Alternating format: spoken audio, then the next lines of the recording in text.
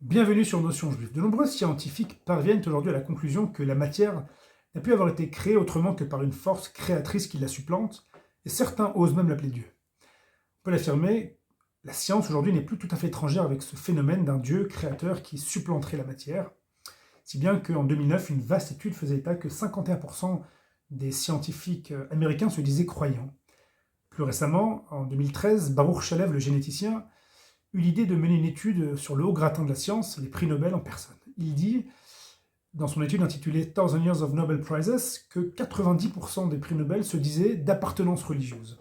Alors si Dieu revient sur le devant de la scène dans le XXIe siècle, il réouvre avec lui le débat des cultes. Serait-il intéressé à un quelconque lien avec l'humanité? A-t-il fait savoir son avis sur la question?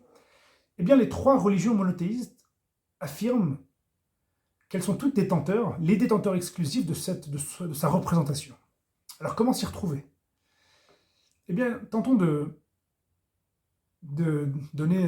mettre en lumière les éléments que nous avons pour pouvoir, de manière assez rationnelle, décrypter et reconnaître la religion que nous pouvons établir comme étant objectivement d'origine divine. Trois prétendantes au titre, donc. Le judaïsme, le plus antérieur, le christianisme et l'islam. Et essayons d'avancer étape par étape dans notre enquête. Existe-t-il un point commun, mis à part la croyance en un Dieu unique, de ces trois religions? Eh bien oui. Elles disent, toutes les deux donc,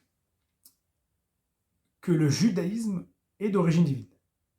Effectivement, pour le christianisme et l'islam, Dieu s'est révélé au peuple d'Israël à un moment donné. Il lui a également transmis un message écrit, la Torah, et cela est un fait établi pour eux, donc nous allons partir de ce postulat. D'où vient la teneur de ces informations qui leur permettent de pointer le judaïsme comme étant une religion d'origine divine de manière absolument tranchée pour eux, décisive? Cela tient en fait que l'authenticité du judaïsme est basée sur une révélation divine à caractère historique. Le peuple en question fut alors invité à se rendre dans un endroit précis, prédit d'avance, dans lequel un intermédiaire nommé Moïse dira à toute l'assemblée qu'ils allaient assister, sous peu, à une entrevue avec Dieu. À la suite de l'événement en question, un récit détaillé fut immédiatement couché sur parchemin, distribué aux membres de l'assemblée avec l'injonction de le narrer donc aux générations ultérieures, un événement qu'ils avaient eux-mêmes vécu en tant que témoins oculaires et porteurs de ce message. Le document fit également acte du nombre de participants, qu'on dénombre à la somme de 603 550 hommes âgés de 20 à 60 ans, donc à minima en ajoutant les femmes, les enfants, les vieillards, ainsi que les Égyptiens qu'ils ont suivis, on dénombre à peu près 3 millions de personnes. En outre, la teneur de la rencontre avec le divin fit état donc d'un message personnel, avec des commandements reçus. Le décalogue qui se fit entendre par la nation tout entière, en tout cas les deux premières injonctions du décalogue. Mais cela ne s'arrêta pas là, car le peuple vécut également dans le désert pendant une longue période, celle de 40 ans, dans laquelle il a été nourri par une manne céleste, un pain venant du ciel, et a assisté à toutes sortes de miracles surnaturels, y compris la conquête de la terre de Canaan de manière miraculeuse, alors qu'elle était occupée par 31 rois, le tout couché sur texte et transmis par les acteurs eux-mêmes de ces épisodes.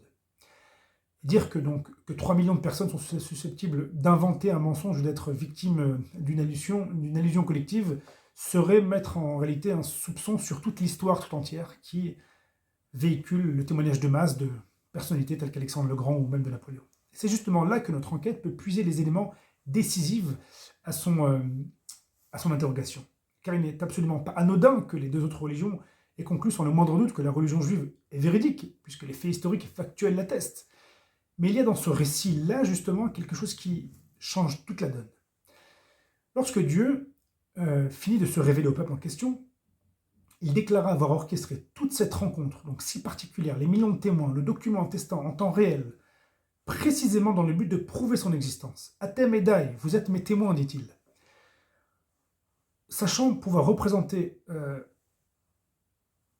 ceux qui allaient pouvoir définir de manière objective l'auteur de ce texte. Il dit dans Deutéronome, « Interroge donc les premiers jours, qui étaient avant toi depuis le jour où Dieu créa l'homme sur la terre, d'une extrémité à l'autre, Y a-t-il eu une grande chose comme celle-ci? Un peuple a-t-il entendu la voix de Dieu parlant au milieu du feu comme toi et qui a vécu? C'est dans Deutéronome chapitre 4, versets 32 et 33. Dieu nous explique donc pourquoi il a pris la peine d'orchestrer un événement si singulier, et ainsi que les raisons de sa manœuvre. Le tout afin de pouvoir authentifier le message dont il est lui-même l'auteur. On pourrait dire que cela a bien fonctionné, puisque les deux autres postulantes au titre attestent de la véracité du troisième par cet effet-là justement. Donc aujourd'hui, fort de ce constat, nous pouvons valider de manière objective que la religion juive a son authenticité de manière historique et prétendre qu'aujourd'hui Dieu aurait laissé son peuple afin de se concentrer vers un nouveau peuple, changer de cap en quelque sorte, ce serait faire fi de toute cette mise en scène orchestrale et épique qui a eu pour but justement d'attester la véracité de celui qui serait détenteur du message divin.